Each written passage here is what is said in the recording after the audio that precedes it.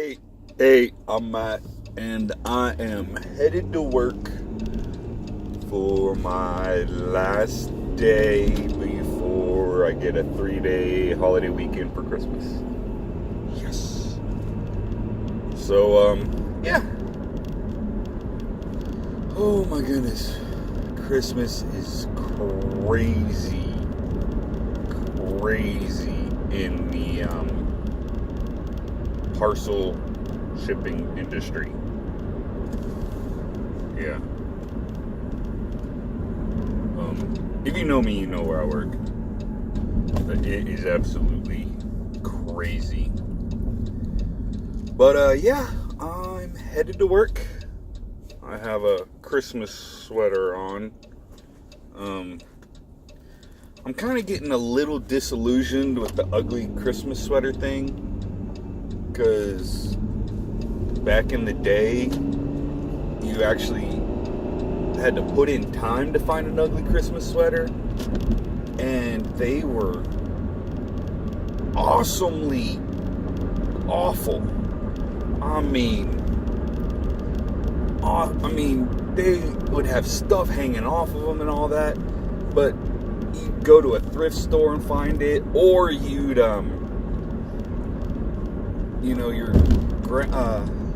some of your grandma's clothes, you'd be cleaning out the shed, and there'd be a box with a couple just god-awful Christmas sweaters in them, if you could look into them that way.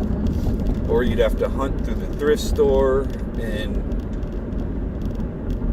it was actually fun to get an ugly Christmas sweater. But now you have places that make them, and they're priced $50.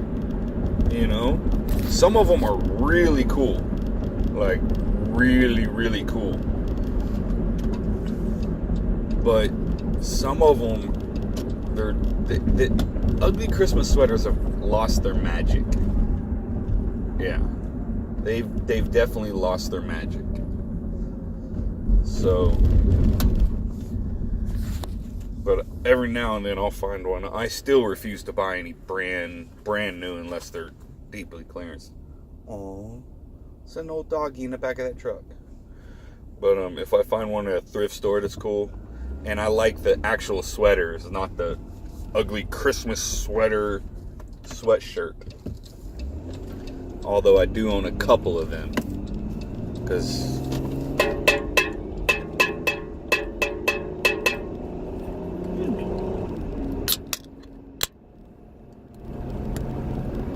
a little bit of Christmas cheer.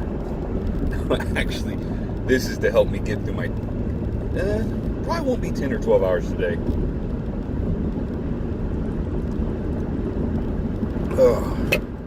So today should be a fun day. We're pulling everything down at work and setting it back up like how it usually is set up, but different. We're moving it to an area where we'll have more room, and so. But yeah, back on to Christmas. So, ugly Christmas sweaters have lost their magic to me. I mean, yeah, it's still cool. I still like some of them, the goofy ones and stuff like that. But as far as an ugly Christmas sweater that is god-awful, that was made and someone actually enjoyed and loved, that was the magic. Like, I'd always wear my ugly Christmas sweater that I got at a thrift store, and I loved it. I don't know where it's at, though. I let one of the kids wear it for a photo, and I haven't seen it since. But my grandma would always talk about how much she loved that sweater, and I'd wear it to work when I was working as a cashier at Hobby Lobby. And all the old ladies that came in said they loved it, and I legitimately loved it. So, but yeah, ugly Christmas sweaters have lost their magic. Let's see. Let's talk about what I love about Christmas. I don't love the fact that people get next to other vehicles and match their speed, even though they're both going 10 miles an hour below the speed limit. But every year for Christmas, now that I'm an adult, I hated them as a kid, but I love them as an adult. And every time we go to the store, I buy a 10 of them.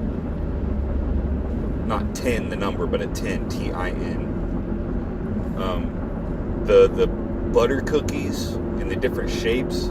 Like there's one in the pretzel shape and it has sugar on it. And then there's the round one that has a little bit of coconut in it. And then there's the one with like the swirly stuff. Oh, I love those butter cookies.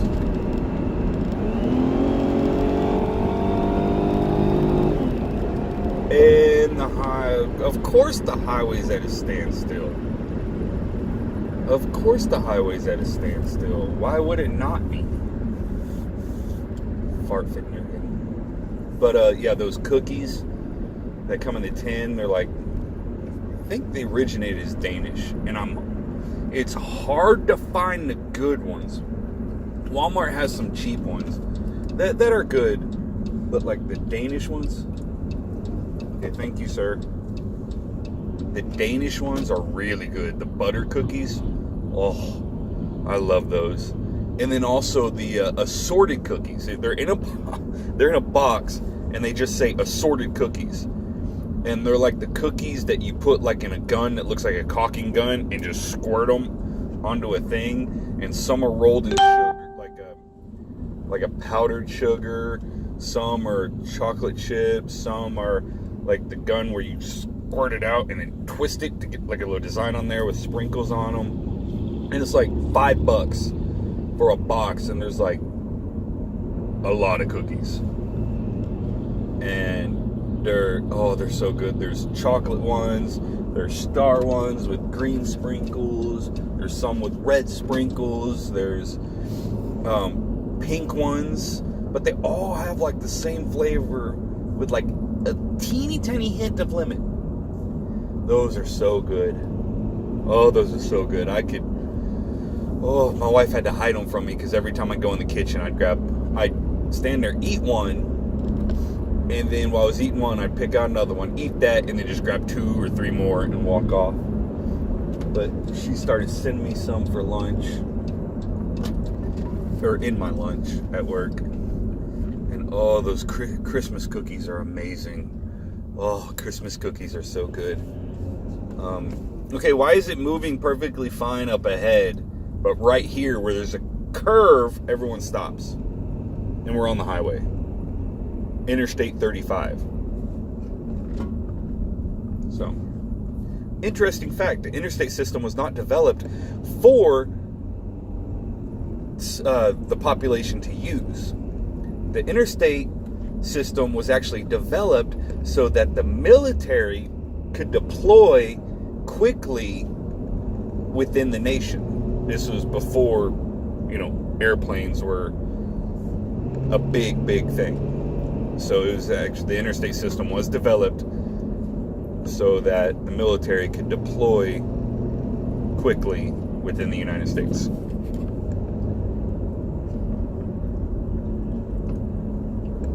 So, but yeah, I am, let's see, what else do I love about Christmas? I love Christmas drinks. Like, I just love this time of year because it gets colder. I love drinking hot apple cider. Oh, when I was a kid, the church that I grew up in, like literally grew up in, my earliest memories are going to this church. When I graduated high school, I graduated from, I was still going to this church. I grew up there. My parents taught in the youth group, and I grew up there. But every year, they would put on this huge Christmas thing, play or musical, and it had what they called the living Christmas tree. It was a Christmas tree, and it was a huge church. A Christmas tree that went all the way up. And the church choir, it was like platform, the tree lit up and everything. And it was a platform where people would sing, and all through the levels, it went from, there were like 12 to 15 people on the bottom, and it went all the way up to where there was one on the top, and they would all sing.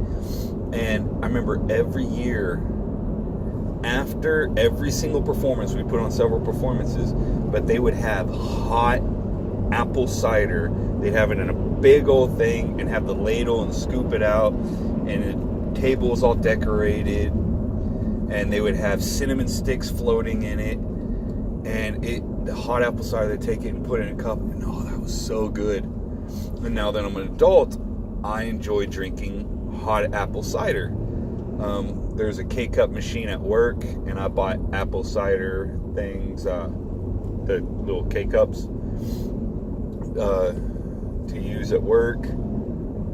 I have apple cider at home that I drink from. At home, I add another ingredient. I either put a little bit of Fireball whiskey in it, or a little bit of Applejack, or if I'm feeling frisky, I'll put in both into the apple cider. But cinnamon just really sets it off. And I have not gone above, on the highway, I've not gone above 50 miles an hour. And I'm going to be late for work. Oh well. So the amount of hours I've been putting in lately. Okay, are we seriously stopping because there's a car that ran out of gas on the other side of the highway? Oh my gosh. Last Saturday before Christmas. But yeah, apple cider. I love hot apple cider. And this year I bought that Winter Jack. It's the basically it's like the Jack Daniel's apple cider in a bottle that you drink warm. Okay, for no reason the highway just opens up, but the guy in front of me still won't drive the speed limit.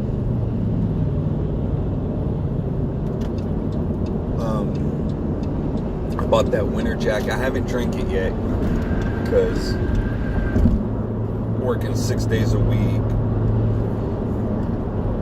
For the most part, 10 to 12 hour days. You know, it kind of puts a damper.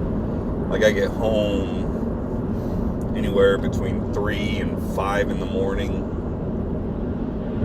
and I am tired, and I really don't feel like heating anything up, so I usually just grab a beer, which Not Your Father's Root beer is really good. Really good. But yeah, I got that Winter Jack, and I have the 3 days off. So I'm going to dip into that, drink some apple cider, eggnog. I can't drink a lot of it. I'll drink a little bit here and there. But I end up usually just getting the bottle of the pre-made stuff with the alcohol already in it. And I usually end up drinking about half the bottle. And this year, Angela wouldn't let me get another bottle. It's not like she said, no, you're not getting it. She just kind of reminded me. She goes, yeah, you wasted. And I was like, but it's $9. She goes, yeah, you wasted. I was like, okay. But, yeah. This time of year, I love making hot chocolate for Angela and the boys. Okay, I'm going to give you my hot chocolate secrets, okay? First off, I get a big tin of the, of the hot chocolate mix, not the little pouches, okay? Always use milk, and I get a stainless steel pot, put it on the stove, put the milk in, and then I put the hot chocolate mix, and I always put a little bit more than what it calls for. Always put a little bit more than what it's called for. It's usually 1 scoop per 6 to 8 ounces. And I always go with the 8 ounces. So I put a little bit more milk. And then I get I use sugar-free because try to cut down on the sugar in it because there's a lot of sugar in this. Sugar-free chocolate syrup, and I put some of that in there, and then I add a little bit of baking cocoa. You know, the baking cocoa, I add a little bit of that, and I stir it all up, and I'll even get like Hershey Kisses or the minis Hershey's bars and kind of shave a little bit of that chocolate in there to get that rich chocolate taste. And at this point, you can have different flavors. You can have like the peppermint kind. You can have, you know, there's different, tons of different flavors. You can go for mint. You can go for caramel. You know, but this is just my base chocolate, hot chocolate. So I'll get all that heated up. Don't bring it to a boil, but I get it heated up. And while it's heating up, I take marshmallows and I toss in there and constantly kind of whisk, not like a heavy whisk, but just constantly, you know, keep it moving to help the marshmallows dissolve. Makes a richer, creamier hot chocolate. Okay, so you do that, and then while you do that, you know, you get everything mixing and all that. You get your mugs, and I usually drizzle a little bit of caramel around the inside of the mugs, but then whenever the marshmallows dissolve, do not boil the chocolate. Do not boil the mixture. I usually put it on like medium high, and then when it starts to get really warm, I turn it down and stir it. You just want it warm. You don't want it like scalding hot. You want everything to dissolve nicely. So I get that. I get it all dissolved nicely. I love how the highway just opened up for no reason. But you get everything to dissolve nicely, and then you pour it into the mugs. And I usually get a big wide mouth mug for Angela's. You know, the mugs for like soup that you can eat soup out of. I usually get those for Angela, and then I get the whipped cream. You know, in the can, and, you know, of course, shake it up, and then I do the entire thing of whipped cream, and then kind of build up the center to where it looks like kind of like a dome. And I'll take, you know, like a Hershey's Kiss or a chocolate candy bar and shave it on top. And I'm dead serious, I do this. And I shave it on top, you know, sprinkles, drizzle a little bit of the chocolate sauce on top, or a little bit of caramel. And oh, she loves it. But at the same time, she doesn't like me to make it all the time because it's very filling and very fattening. But the boys love it. Also, I'll get the peppermint sticks. They're just basically about that long, and they're just peppermint sticks. I'll throw some of those in there to flavor it. Also, the candy cane Hershey Kisses, you can shave those and put those in the hot chocolate and give it a nice, you know, peppermint candy cane flavor. So, but yeah, they love that. I'm not a huge fan of hot chocolate, but they love it, and I honestly, legitimately enjoy making it for them. It's like the fancier the better. Like, my goal is when I bring it to Angela, I want her to take out her phone and take a picture of it. I don't say that, but I want her to be like, oh my gosh. And she's actually taken a picture of the hot chocolate before. We posted it to Facebook, and I've posted pictures of the hot chocolate to Facebook. But, yeah, it's, I really enjoy doing that this time of year. Okay, let's see, the best Christmas gift I've ever gotten.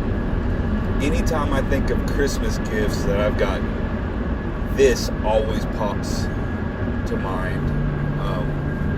I was a kid. We were living in Yukon, Oklahoma, and I can remember the house we were living in. It was the house that was not far from the school. In fact, I'd ride my bike to school every day. I believe I was in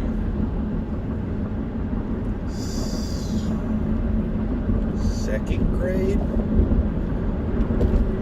grade. Yeah, maybe third grade. But I was really into G.I. Joes, like really into G.I. Joes.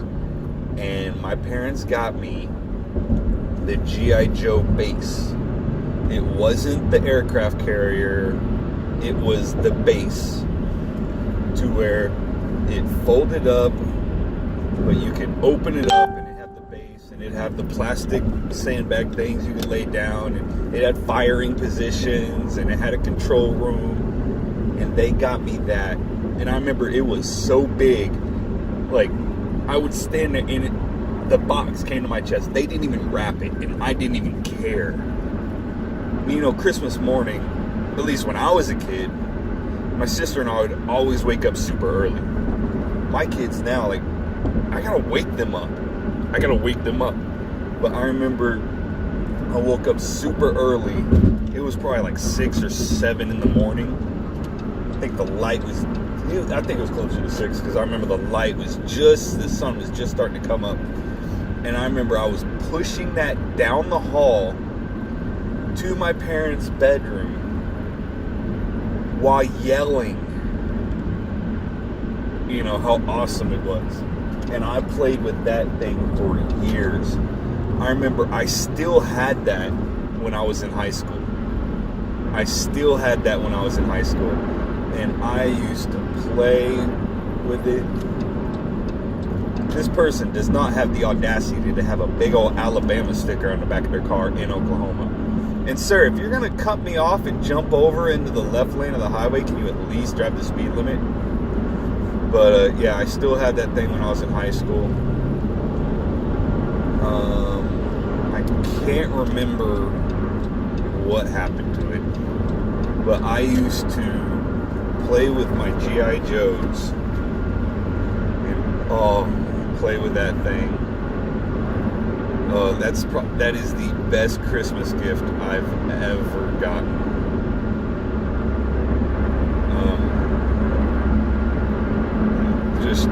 Whenever I think of Christmas gifts that I've received, that's always the first thing that pops in my head. Let's see.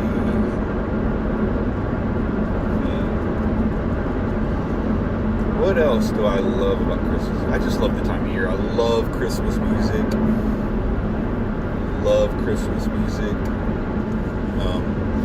And not just your traditional Christmas music.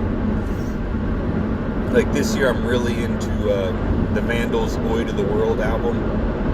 Really into that. And I'll have, like on my phone, I'll have 3 or 4 different versions of the same song. Like I love Blue Christmas and Silent Night. And I'll have like a choir version of Silent Night. And then I'll have like an Irish Gaelic version of Silent Night. And then I'll have like a bluegrass version of Silent Night, a punk version of Silent Night. But it's kind of hard to beat the classics. Like I love Elvis's version of Blue Christmas. I love "Baby It's Cold Outside." I do. It's a very flirty song, and if you actually listen to the words of the song, the girl is even saying, well, it is cold outside, you know, and at least I'll tell him I tried, you know. She's wanting to stay longer, and so it's not rapey, it's flirty, you know. It's kind of like when you're dating, like my wife and I were dating, it'd be like, okay, well, it's, you know, time for me to go home, and be like, just one more minute, you know, and just sit here for one more minute, and we just sit there on the couch snuggling, kissing, or whatever. It's just, you know, it's puppy love. So,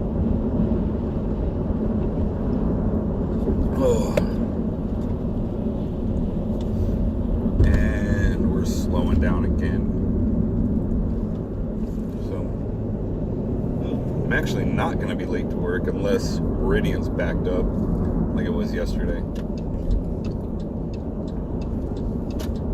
So, Yep, Christmas. Okay, real quick. Favorite Christmas movies in no particular order. Santa Claus the movie. I love that movie. I know it's extremely commercialized, but when I watched it as a kid, it was magical. I believe it's either 83 or 85 when it came out. It has Dudley Moore as one of the elves. And it's still, I watched it before work. I didn't finish it, but it still had that magical feeling. With me. I love that movie.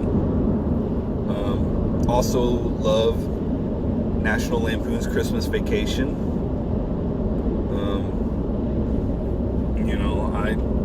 That movie shows what it's like around Christmas. It does. The financial problems, decorating for Christmas, the frustration. And I don't know if you know this, now with all the LED bulbs and everything, it's fine. But back in the day, if you plugged in your Christmas lights and they didn't work, you had to check every single bulb. It could have been something as easy as one bulb was loose. So you would go and check, make sure every single bulb was tight because they screwed in. Make sure every single bulb was tight. And then you try again. And then you'd have to go and check every single bulb to see if they were burned out. So I remember doing that. Helping my dad with that. Checking light bulbs. And as an adult, especially with my job now, where Christmas is the busiest time of the year, I'll skip a year or two without putting on lights, and then I'll be like, I haven't put on lights in a while, so I'll really get the bug to put on lights, or put up Christmas lights. I mean, we always, do the Christmas lights on the trees and stuff like that. But, yeah, that Christmas movie shows, a comedic, but still gives you the view of what Christmas is like. Let's see, Santa Claus the movie, National Lampoon's Christmas Vacation, Krampus, the 2015 movie Krampus.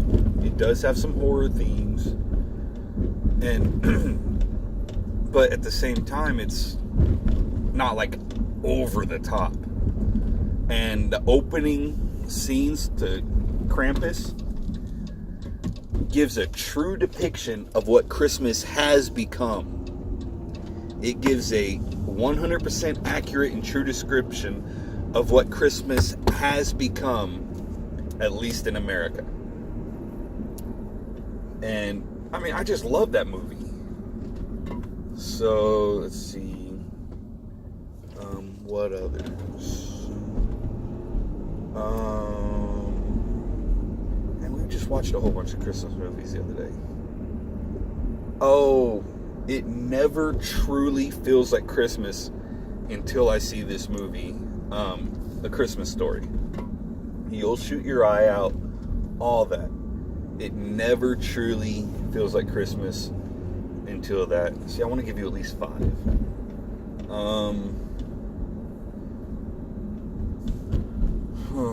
Let's see, trying to pick from all the animated movies. I'm just gonna say the old animated style, like Rudolph the Red-Nosed Reindeer and Frosty, all those from my childhood. Because if you go to the store to buy them, they'll have them all on one DVD. So, yeah, I'm gonna say those from when I was a kid. The majority of the movies I enjoy watching Christmas are ones I've watched as a kid. It's very rare for one to pop up, but Krampus, because I love horror movies, and yeah, I love horror movies, and I also love, like Silent Night, Deadly Night, but that's not one of my all-time favorites. But yeah, just Krampus, it shows what Christmas has become. And believe it or not, Krampus is actually trying to punish people for what Christmas has become. Well, I'm at work and I'm gonna run in. So, yeah, this is my Christmas babbling. Oh, let me show you my sweater. If I could. See, it's a snowman chilling with a beer on it.